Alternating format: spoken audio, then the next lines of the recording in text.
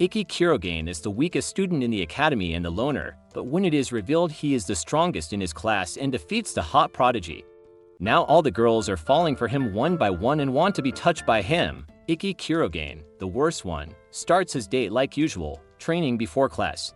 No magic talent, no hype, just raw determination. Meanwhile, across the world, Princess Stella Vermilion heads to Japan, ready to enroll at Hagen Academy. After training, Iki heads back to his dorm, opens the door, and boom, Stella, half naked, mid-change. Man panics, and in peak genius mode, decides to strip too, thinking it'll even the score. Stella nearly combusts on the spot. There, dragged to Director Kurono's office, Stella demands harakiri as an apology. Iki blurts out he won't die just for seeing her in underwear. She erupts in flames. Kurono dips out, cornered. Iki admits he was captivated by her beauty. Stella short circuits, blushes, and the fire dies down. Kurono strolls back in, casually dropping the bomb. Their roommates now dot in their room. Stella throws demand after demand, until Iki offhandedly mentions that victory in a fight isn't decided until it happens. Pride triggered, Stella challenges him to a duel, raising the stakes. Loser becomes the winner's slave for life. Stella prepares, remembering how hard she trained to master her flames at the arena. Kurono tells Iki his graduation depends on winning the 7-star sword art festival. High stakes already. The duel begins. Stella attacks with overwhelming flames. Iki counters calmly, studying her moves and even mimicking her sword techniques. He nearly lands a hit, but magic power difference saves her. Respecting him, Stella unleashes Catharterio Salamandra. Iki responds with his trump card, Itushura, for 1 minute. He breaks all his limits. His speed and precision overwhelm Stella, and he lands the winning blow before collapsing. The worst one takes down the prodigy princess. Stella wakes in the hospital, questioning how someone this skilled is F rank. Kurono explains the system measures magic, not true fighting ability. Stella is told to learn from him. Effort beats talent. Back in their room, Stella finds Iki asleep. Curiosity gets the better of her. She touches his chest. Shocked at the feel of a man, he wakes. She panics. After the awkwardness, she apologizes for misjudging him. Iki smiles, reminding her of the duel's condition. She's his servant, but instead of humiliating her, he orders her to stay as his roommate. They fist bump, sealing their partnership. The episode opens on a silver-haired girl riding a train, lost in thought about someone she loved, someone who suffered thanks to their parents. The mood is heavy, foreshadowing her importance. Cut to Iki and Stella finishing their brutal 20. Come run. Iki casually offers her a drink from his bottle. Stella freezes. Indirect kiss danger, but pride can't stop thirst, so she takes it, cheeks red. Iki just smiles, talking about how excited he is that his sister will soon join the academy. Their homeroom teacher Yuri Areki introduces herself. She explains the 7-star sword art festival requires students to win selection battles, and participation depends on their results. She cheers them on, then immediately coughs blood and collapses. The infirmary. Stella and Iki sit by her side. Iki explains Yuri is the reason he even made it into the academy. Yuri, weak but smiling, laments how unfortunate last year was. Walking the halls after, Stella asks Iki what happened last year. He begins to explain how he couldn't even take classes. But before he gets far, Kagami bursts in, hugging Iki from behind. Stella's jealousy flares instantly. She storms off. Iki chases after her, but then, the silver-haired girl from earlier appears. It's his sister, Shizuku Kurogane, and she wastes no time. She greets her brother with a kiss. On the lips, full contact. Everyone watching freezes, Iki included. Stella is so stunned she can barely breathe. When Shizuku goes in for round 2, Stella slams the brakes, declaring herself Iki's servant and dropping that they've already slept in the same bed. The air explodes with jealousy. Literally, Shizuku whips out her device, the water sword Yoshigure, declaring she'll drown Stella. Stella summons her own blade in response. Their clash tears the hallway apart in a fiery explosion. Punishment? Cleaning duty, still bickering while scrubbing floors. Stella and Shizuku trade insults until Shizuku cuts deep, hinting that Iki's own family treated him like he didn't exist. The mood turns heavy. Shizuku leaves, meeting her quiet, mysterious roommate Nagi. Outside, Stella confronts Iki directly. Was it true? Did his family really erase him? Iki opens up.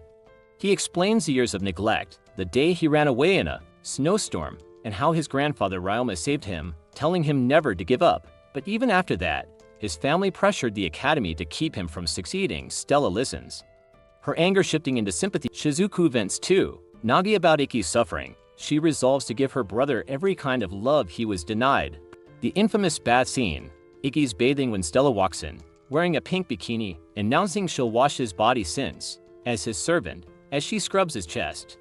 His eyes keep darting to her bouncing cleavage. When she moves behind him, Stella slyly asks if he likes breasts, pointing out how much he enjoyed Kagami's hug earlier. Flustered, Iki admits he does. Stella smirks, pressing hers against his back. The tension skyrockets. Then disaster, her bikini top slips off, landing on the floor. Stella glances down, bare chest pressed against him, face crimson. She freezes. Iki sees the top, assumes she's completely naked. Stella slaps him across the face. Iki and Stella open the episode sparring. When practice ends, Iki learns Stella's next opponent is Momotani. He tries to offer advice, but Stella waves it off. Real fights don't come with cheat sheets. The bell rings for class, and just as Stella's about to ask Iki out, Shizuku swoops in with a message, and Iki answers yes. Turns out he agreed to a mall trip with Shizuku, her roommate Nagi, and Stella. At the mall, Stella's wide-eyed at everything while Shizuku shows up dressed elegantly. Shizuku locks hands with Iki. Stella tries to copy, but Shizuku blocks her like a pro. Later, while eating sweets, Iki gently wipes cream from Shizuku's face, making her blush. Stella demands the same treatment, but Iki just fumbles it awkwardly, leaving her sulking in the bathroom. Iki thanks Nagi for being such a good friend to Shizuku. Noting how rare it is for her to open up, Nagi compliments Iki's strength and kindness, then suddenly hushes him as terrorists barge in, guns blazing. When the coast clears, Iki realizes they escaped through Nagi's device, Darkness Hermit, which lets him move through shadows. Together, they reach the security room. Finding the guards knocked out, Iki calls Kurono, who explains the attackers are rebellion, extremists demanding ransom for hostages. Meanwhile, Stella and Shizuku are stuck among those hostages. Shizuku warns Stella not to act until her plan is ready. But when a mother's son is about to be shot, Stella can't sit still. She leaps in, exposing herself as a blazer. The leader, Bishu, arrives, berating his men before taking the mother hostage himself. He mocks Stella, demanding she kneel and strip in front of everyone. Iki, watching from above, clenches his blade. In rage, Iki moves to intervene, but Nagi binds him with shadows, whispering that Shizuku's preparing a water barrier. The timing works. Shizuku unleashes Shuhasuren, scattering the terrorists. Bishu orders his men to kill hostages, but Iki dives in, his blade flashing with the seven-sword technique, Reiko. Severing Bishu's arm, Stella knocks out the remaining henchmen, but one last terrorist hiding among the hostages seizes another woman. Before Iki can act, another blazer steps out from the crowd and takes both enemies down effortlessly. The rescuer, Kurado Kirihara, outside, Stella and Shizuku bristle instantly at him, unimpressed by his smug aura as girls fawn over him. Iki, though, thanks him for saving lives. Kirihara just laughs, calling Iki weak, which sends Stella into full defense mode, but Kirihara dismisses her, claiming Iki's the one too scared to fight him. He tells Iki to check his student handbook, where the truth hits. Kirihara will be Iki's first opponent in the selection battles. With a smirk, Kirihara walks off. Stella's match against Momotani, and let's be real, this fight ends before it even begins. The second Stella lights up those royal flames, Momotani folds instantly, surrendering before he even swings once. Cut to the locker room. Shizuku and Nagi are casually chatting about their easy first wins while Stella is over there showering, steaming like a literal goddess. Then Kagami kicks the door down like TMZ, with the camera, desperate for first-year gossip. Somehow, she and Nagi hit it off instantly to certified chatterboxes bonding over tea-spilling energy. Meanwhile, Iki's watching Kirihara's match. His arrows rain down invisible for every angle, and Iki accidentally imagines himself as the helpless girl on the receiving end. Stella walks in, notices the weight in his expression, and the tension softens into concern. Iki reassures her calm, steady, promising he will win. The quiet trust between them lingers longer than either admits. Later, while running, Iki bumps into Nagi, who presses him about his bad blood with Kirihara. That's when Iki opens up about year one, how Kirihara provoked him into a one-sided beating while Iki couldn't retaliate, afraid of expulsion. Nagi listens carefully, then hits him with a line so real it cuts. "You're used to being hurt. I hope someone hears the screams in your heart." That lands heavy. The next day at registration, Iki runs into Ninsekyo, the playful, overpowered sensei type. She closes the distance on him instantly. Before Iki can answer, Kurono swoops in like the strict mom figure and drags Nin away by the ear. Now it's game time. Iki heads to the arena against Kirihara. The stage transforms into a forest. Arrows flying unseen. At first, Iki manages to track the shots by predicting trajectories, but Kirihara ups the game, mocking Iki, firing invisible arrows from everywhere and hyping the crowd into chanting "worse one." The whole stadium turns into Iki's biggest hater, and the humiliation cuts deep. Stella clenches her fists in the stands, refusing to watch the man she cares about crushed under jeers. Finally, she yells out, breaking through to him, reminding Iki who he is. That's the spark. Kirihara goes for a killing blow, but Iki activates a Tushora. His body sharpens, his mind clears, and suddenly he reads every move with terrifying precision. Nin calls it perfect vision. Kirihara panics, spams arrows, even pulls out his ultimate million rain, but Iki already knows every angle, every shot. He closes the distance in seconds. Blade at Kirihara's throat. Terrified, Kirihara concedes before he's even touched. The stadium flips. The worst one just made history. Iki collapses from exhaustion, carried to the infirmary. When he wakes, Stella's there, fast asleep at his bedside, drooling like a mess. She jolts awake, blushing hard as Iki teases her. The air grows thick, his confession on the tip of his tongue, but Stella hushes him. Instead, she leans in and presses a shy kiss to his cheek. Iki responds by holding her close. They promise each other no matter what. They'll both fight their way to the finals. Late at night, Stella's out training alone, overthinking like every new girlfriend does. Yeah, they're officially lovers, but it's been 2 weeks and Iki hasn't even tried to make a move. Meanwhile, Iki's casually steamrolling another qualification match like it's light work. Cut to class. Girls swarm Iki, begging him to teach swordsmanship. He agrees, because he's a nice guy, while the dudes sit there jealous as hell. Later in their dorm, Stella praises his generosity, tries to hint she wants quality time, but Iki knocks out before she could even say it. Training day, Iki's teaching girls how to strengthen their inner core, while Kagami just scribbles notes like she's writing fanfic. Then 5 salty freshmen try to jump him for stealing the spotlight. Iki wipes them instantly, and they end up begging to be students too. Soon half the school's following him into the forest to train there. Stella offers Iki water, trying to be cute, but Shizuku snatches the moment by handing him a drink first. Stella hides her second bottle, drinks while crying into it, and no one notices. She then asks to learn from Iki too, but he hesitates, making her storm off. Stella bumps into Nagi, who hands her a dating sim. Back in her room, she plays at basically Iki Simulator 3000 and sulks about wanting more from him. Right then, Iki shows up and invites her to pool training. On the bus, Stella recalls his words. He can't teach her because her sword's already sharper than his, and he wants her to surpass even his imagination. She stares at his sleeping face lovingly. Kagami catches it. Of course, the pool. The group works on lung capacity while a mysterious black-haired girl watches from afar. Stella trains solo until Kagami corners her and exposes the relationship by tricking her into confessing. Stella admits nothing's happened yet, but she wants it too. Kagami tells her to stop waiting, go for it. Meanwhile, Nagi's giving Shizuku the opposite advice. Hold back. Night falls and enter the fountain. Stella and Iki argue over another misunderstanding until it cracks open their real feelings. They just want to kiss, and they finally do, sealing their relationship properly. On the bus ride home, both Iki and Stella get messages. Their next matches are against student council members Seiju and Renren. Iki's match with Renren is already underway. She's blitzing around the arena with her mock grid, moving so fast she's practically breaking the sound barrier, while Iki is left standing in the center, waiting for his chance. At the same time, Stella is up against Seiju, who powers up with his weight accumulation, making every swing of his axe heavier. Both fights reach a climax as Renren goes in with her black bird technique and Seiju brings down his crescendo axe, but Iki dodges clean, and Stella breaks Seiju's weapon before roasting him with her flames. Victory for both of them. Afterwards, Shizuku tries cozying up to Iki again, even offering to nurse him overnight naturally. This ticks Stella off. Then Nagi straight up asks how long Iki plans to ignore his stalker. Right on cue, the stalker shows up, tries to explain herself, then immediately falls over a railing into the water. At the hospital, the girl introduces herself as Ayase Ayatsuji. Iki instantly connects her to Kato Ayatsuji, the legendary swordsman. Stella's confused, So Shizuku explains Kato was a master swordsman despite not being a blazer. Turns out Kato's hospitalized now. When asked why she stalked Ikki, Ayase confesses she just wanted help with swordplay but was too shy to ask. Ikki invites her to train with him during practice.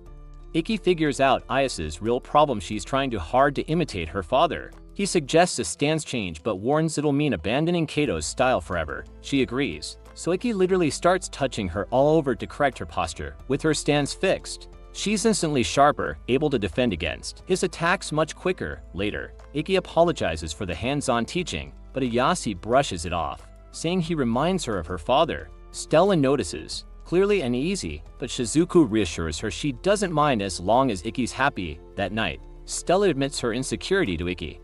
He shuts it down with one line: she's the only one he'll ever like. The next day, Stella spars with Ayase and acknowledges her skill. Then the trio go out to eat, but the mood shifts when a group from another school shows up. Their leader, Kurado, clearly knows Ayase. He apologizes to Ikki with a drink, then smashes a bottle over his head. A student almost calls the cops, but a mysterious blonde woman with a parasol stops them. Stella's ready to explode, but Ikki plays it off, smiling and claiming it was an accident. Kurado spits on him and leaves, realizing Ikki won't bite. After, Stella demands to know why Ikki didn't dodge. He admits Kurado's too dangerous and fighting back would have caused chaos. A Hagen student, Yuta Kata, shows up and explains Kurado is the ace of Danro Academy and one of the top 8 swordsmen. The blonde woman, Kanada, reveals she would have restrained everyone if Ikki had retaliated. Yuta Kata heals Ikki's wounds, and the trio leave. On the way home, Stella presses Ayase about Kurado, but she dodges the question. Their IDs then buzz. Ikki and Ayase are scheduled to fight each other next. The following morning, Ayase doesn't show up for practice. Nagi warns Ikki she might try something reckless before the match since her chances are slim. Then, Ikki gets a message from Ayase to meet her alone that night. Nagi warns him flat out if he goes, he'll lose her as a friend, but Ikki's confident he plans to win, no matter what, and keep his promise to Stella. That night, Ikki heads to the rooftop. Ayase is already there, greeting him with a chilling smile. We start on the school roof at night. Ayase asks, what if you fought someone you can't beat? Ikki, being the discount samurai protagonist he is, goes, I'd fight fair, no matter what. Ayase calls him an idiot, pulls her sword, and then the fence just gives up on life, and she falls off the building. Ikki goes full limit break mode, pops a Tushura, and throws himself after her like some knight. They land in the water. Totally safe, totally wet. Ayase straight up admits she just wanted him to burn his ability early before their match. Meanwhile, Stella is having her horny Ikki dream, when suddenly the real Ikki literally collapses on top of her half dead. Stella assumes Japanese midnight booty call, but nope, boy's unconscious. Next morning, hospital, Ikki wakes up to Shizuku glaring, Stella blushing, and Nagi being Nagi. Before he can explain, Kurono drags him off. Teacher immediately interrogates him about the building damage. Kurono then spills Ayase's tragic lore drop. Her dad got clapped by Kurado, lost his land, his dojo, and basically his dignity. Cut to Ayase crying over comatose dad, swearing revenge match time. Announcers hype it up. Ayase versus Ikki. They clash. Ikki's body starts getting sliced like invisible air blades hitting him. Turns out Ayase already planted Mark of the Wind traps before the match. Illegal. Yup. Genius. Also yup. Nagi immediately notices the cheat, but Ikki doesn't rat her out. Ikki flashbacks to before the match when he literally told Yuri the ref, yo, she's gonna cheat, just ignore it. I'll fix her with the power of friendship. Ayase keeps pressing his wounds, almost lands a kill. Ikki blocks with the hilt of his sword, then he calls her out. This isn't even your real style. You're fighting like a fraud. Ayase, being stubborn, keeps doubling down. Ikki then dodges all her air slashes, flash steps, and slices her down. Ayase collapses crying like the defeated filler boss she is. Ikki, instead of finishing her, extends the we're still friend speech, offers his hand, and boom, Ayase finally breaks down, admits defeat, and takes his hand. Ayase spills the lore. Her dad Kato retired in junior high thanks to a heart on the fritz. Couldn't even hold a sword, but still schooled Ayase in the Tenimohu. Moral? Ayatsuji style is for protecting people, not dying for pride. Cut to Ayase, Ikki, and Stella gossiping about Kurado, the man who unofficially attacked skulls. Ayase recounts the stormy night Kurado beat Kato in his own dojo. Dad tried a secret move, nearly landed it. But blood plus exhaustion equals down he goes. Kurado takes the dojo. Ayase is mad. Dad's battered. Ikki's fists clench. Trio reaches the crumbling Ayatsuchi dojo. Kurado's gang chilling outside. Ikki asks them politely where the boss is. Ikki drops his student ID flex, I beat all. Your gang. Bro Kurado smirks. Finally accepts the duel. Device is out. Swords drawn. Battle begins. Kurado goes full psycho mode, swinging like he's a maniac. Ikki tries to counter. Fails. Kurado hits Jacket Sujin mode. Sword attacks from every angle like he's some kind of human Rubik's Cube. Ikki dodges. Figures out the trick. Gets nicked. Kurado smirks, reveals his real cheat. Marginal counter. His reflexes are 3 times faster than theirs. Next, Kurado upgrades Habigami for simultaneous attacks. Ikki eats a couple chest cuts. Marks everywhere. Ayase starts to step in to stop it, but Stella's like, nope. Let the discount samurai enjoy himself. She whispers wisdom. Maybe Kato didn't mind getting roughed up, loved the fight itself. Ayase remembers. Thinks her dad was apologizing silently for being weak. Ikki clocks Kurado's weak spot. Energy drain. Marginal counter is a stamina vampire. Ikki taunts mid standstill. Did Kato smile like this? Kurado nods. Ikki grins, promises Ayase. Dojo's coming back. Ikki vs Yamato no Oroki. Orochimaru device. Sprouting 8 heads like a Hydra cosplayer, Ikki barrels through every head, channeling Kato's secret move. Clash. Sparks. Kurado drops to one knee, chest bleeding. Ayase gasps. Tenai Muho. Dad's lost technique. Stella whispers. Blade steel. Don't ask questions. Kurado's device poops. He asks Ikki's name. Ikki gives it. Kurado slumps. Off. Ikki stumbles. Stella catches him. Classic hero rescue. Ayase apologizes. Feeling unworthy. Ikki sets the record straight. It was her memorization of Kato's style that won it. She's the real deal. True heir to the last samurai. Ayase reinstates the Ayatsuchi dojo sign. Cut to park. Ikki plus Stella, trying to hold hands. Nagi plus Shizuku crash it. Thumb wrestling chaos ensues. Meanwhile, Ayase finally holding her now conscious dad's hand. Ikki and Stella start this episode flexing 12 wins in a row. Undefeated couple energy. They're on a bus heading to Okutama for training camp, aka romantic getaway but with dumbbells. Meanwhile, back at the station, Shizuku is sulking harder than an emo kid at Hot Topic. She's pissed she couldn't third wheel her brother and Stella, but Nagi tries comforting her, like, relax. It's not a honeymoon. They're just sweating in the mountains. Yeah, sure buddy. Cut to Ikki and Stella hiking. Stella sneezes like a cute anime princess catching her death. And Ikki instantly strips off his coat like a gentleman. He's just about to enjoy the mood when BAM Student Council is waiting at the top like the world's most annoying tour guides, instead of training.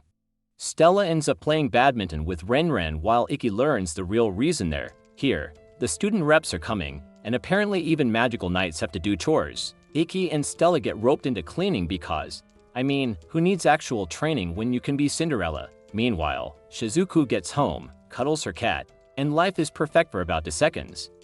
Back on the mountain, Stella asks if they can go see the waterfall. The council lets them, but Ikki notices something's off. Stella is wobbling like she just ran a marathon in heels, but she shrugs it off like, no biggie. Cut back to Shizuku again.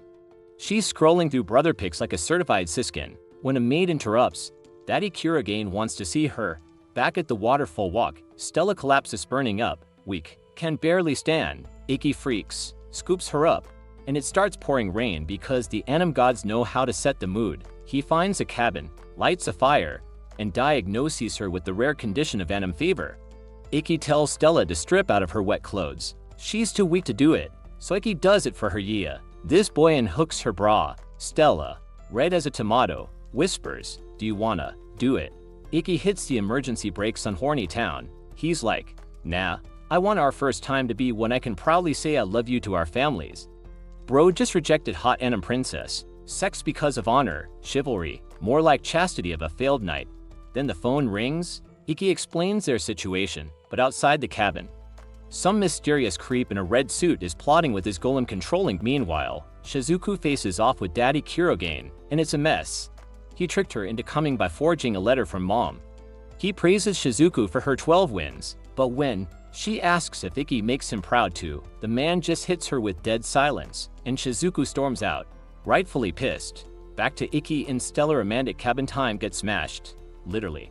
A giant rock golem comes crashing down. Ikki pulls Stella to safety, whips out Intetsu, and unleashes secret sword, Seijeki, blasting the thing apart. But surprise, the pebbles fuse into mini golems and gang up on them. Ikki gets tossed aside, Stella's helpless, and things look grim. Into the student council backup, Renren scoops Stella. Seiju fights off golems, and Utakata explains these things are puppets controlled by wire. Ikki's like, great, now what? And then in walks the savior. A glasses-wearing queen shows up, slices the golems apart like they're dollar store Legos, and finishes with Reikiri, shocking the wire user into oblivion. Turns out this badass is none other than Tuka Tuduhagen's strongest knight in one of last year's 7-star festival top 4. Shizuku, checking her student ID for her next opponent, is none other than Tuka herself. Shizuku smirks finally, a real challenge. We start with baby Shizuku flashbacking. She was the cold, arrogant prodigy who thought being a top-tier blazer meant she could do whatever she wanted. Basically, I hate people, but also, I hate me. Then little Ikki slapped her across the face like, nah, cut that ego crap. He got punished for it, but Shizuku, boom, heart stolen. From then on she swore to follow him forever, jumped to percentages heading into her prelim match. Meanwhile, Stella, Ikki, and Alice are reading a newspaper claiming the rock puppet was a real Caillou. Ikki admits no leads on who sent it. Stella freaks because Shizuku's up against Tuka. Lightning mommy supreme. Alice calms her down like, relax.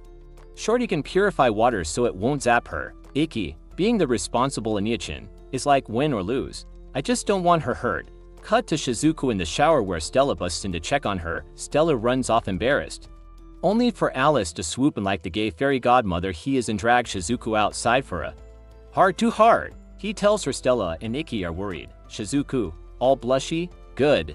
Then I'll prove I belong beside Ikki. Translation, step aside, Stella. This is still an incest rom-com in my head. Fight time. Neen's the half-asleep commentator. Tuka enters the ring like the unbothered queen she is. Neither girl moves at first. Ikki explains, Tauka's got Reikiri, the one-shot kill lightning slash. Even the 7 swords champ won't touch it. Shizuku sets the arena into Ice Rink Simulator 3000, launching water blades and tidal waves at Tuka. Tuka casually deflects with lightning.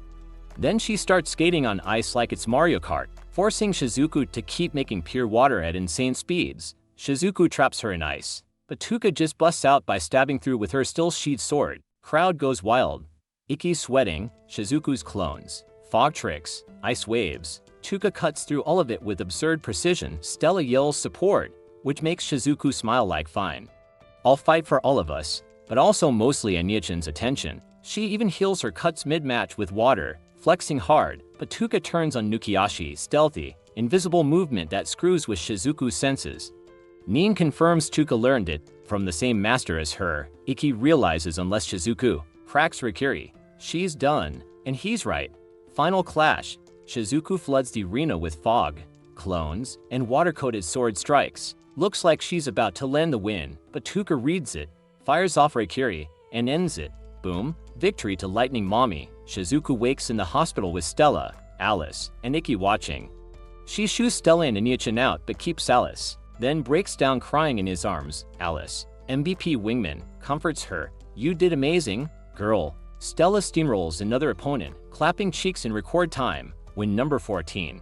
No sweat, no mercy. Afterward, she and Ikki take a little walk in the woods, where Stella brings up their promise, fighting each other in the finals. Romantic words, passionate vows, and boom, lips connect. But guess what? Some random dude with a camera hiding in the bushes snaps a shot of their first kiss. Ikki's in Chrono's office. She brings up some shady guy named Akaza. Apparently, he's from the Night Ethics Committee. Chrono warns Ikki that the guy plays dirty. Ikki wants to help, but Chrono's like, nope, my job's protecting students, not yours. You just keep being the failed knight. Ikki and Stella then pull up at the student council room. They open the door and instantly see Tuka face planting, because her lazy councilmates, Utakata and Renren, never clean up. Tuka yells at them. They ignore her, and then she spots Stella and Ikki awkwardly standing there. The council drags them along to an orphanage visit. Kids go wild over Stella, and instantly swarm her. Ikki gets stuck in the kitchen cooking with Tuka and Utakata. Here, Ikki thanks Tuka for saving his life and for fighting Shizuku. They talk about her noble art. When she takes off her glasses, her accuracy actually increases. Iki stares a little too long at Tuka serving food to kids, and Utakata calls him out. He tells a heavy story about how Tuka used to help broken kids in the orphanage, even ones who beat on her, proving that anyone can change. Iki starts wondering what's the true source of his own strength. Back at campus, Stella and Iki's world collapses. Their friends sprint to them, waving a newspaper that just dropped a scandal piece front page kiss photo. Akaza strolls in like he just won the lottery, smug as hell, and tells Iki he's got a hearing. Iki, knowing what's up, climbs in the car to the ethics committee hearing. The suits grill him about dating Stella. Meanwhile, Nin chats with Kurono, pointing out this whole mess smells like a cause is set up to disqualify Iki. Kurono's furious but bound by rules. Iki gets thrown in a holding cell overnight. Stella fights her 15th opponent, smashes him easily, but the crowd whispers about her forbidden affair. She returns to her empty dorm, stares at Iki's bunk, missing him like crazy. Iki's dragged out in cuffs for his selection matches. His opponent's escorted by Yuri, who tries to talk with Iki, but security shuts it down. Akaza smugly starts the match anyway. Word spreads back at Hagen that Iki's barely scraping wins at the committee. Stella starts doubting maybe she's holding Iki back, but Shizuku isn't having that nonsense. She slaps Stella with water powers and reminds her that Iki's fighting because he refuses to let their love be tainted by lies. Days drag on. Iki keeps winning, but his body is breaking down. Yuri sneaks him a folded note during a coughing fit. Inside is Stella's hair. Iki clutches it like oxygen, finally breathing again. Renewed spirit. He even demands to speak with his father. Akaza resists, but since Itsuki requested it himself, he has no choice. Iki faces his father, hoping for recognition. Itsuki's words cut like a blade. He tells Iki he was never and recognized for being weak. It was because he was never worth teaching in the first place.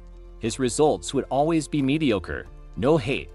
Just nothing. Iki realizes the bond was broken from the start, leaving him in tears. Finally, Iki stumbles into his last preliminaries, body bruised, energy gone, hope flickering. Every match takes more out of him. But he keeps standing until he hears his final opponent is Chukatudu. Akaza declares if Iki beats her publicly, they'll stop coming for him. We open with Iki locked in his cell, brooding like a depressed Final Fantasy protagonist after meeting his daddy. He's questioning if swinging a sword is even worth it. Meanwhile, Tauka's chilling with her old orphanage director, trying to ground herself before the storm. Shizuku shows up, wanting to talk about Iki. She's low-key debating whether to beg him to throw the match. Back in her room, she vents to Alice. Alice, as always, plays therapist. Shizuku just doesn't want her own niece Sama's life ruined. Tauka's with Utakata, doubting if she can fight Iki with pride, but she steels herself. She'll face him fair and square. Stella training in the dark, sweaty, clearly imagining Iki shirtless. Day of the big match. The arena is packed. Live broadcast. Iki's still stumbling across the street half dead because Akaza literally ditched him. He's fading, remembering his grandpa's words, until Shizuku finds him. She points out the whole damn school cheering for him. He powers up on pure sibling support. Crowds going wild. Nin's master rolls up to watch the carnage. Iki and Tuka face off, both spouting mutual respect lines like they're about to get married instead of trying to kill each other. Iki pops his limit break sword technique instantly. Tuka, queen she is, decides she won't drag it out. No coward strats. Just raw clash. Blades swing. The air literally explodes. Just before impact, Iki unleashes an even greater suicidal technique. His body bursts blood like a busted ketchup packet, but when the dust clears, it's Tuka on the ground. Iki wins. The arena's shocked. Tuka gracefully accepts defeat. Outside, Kurado hears the result, smirks like good. Akaza losing his damn mind. He stomps toward the field, ready to fix Iki permanently. Meanwhile, Nin and her master explain what makes Iki so terrifying. It's not just talent, it's the fact he's burning his whole existence to fight. Iki's barely a pride, fighting the blackout just to tell Stella one thing. Akaza charging in. Stella swoops in like a queen, literally kicking him aside, then catches Iki before he faceplants. And on live national television, bloodied, shaking, barely alive, Iki proposes. Stella's reaction, blushing, crying, horny acceptance. The stadium erupts. Congrats, Iki, you just dropped the Riz bomb on Japan. Back at school, the 6 chosen reps are revealed. Alice, Stella, Kanata, Iki, and the Hager twins. Tuka appoints Iki as the leader, sealing his arc from worst one to absolute Chad. Who would you rather wake up on top of you, Stella or Shizuku? Let us know in the comments. That's all for today's video. If you like anime, make sure to subscribe for more recaps like this.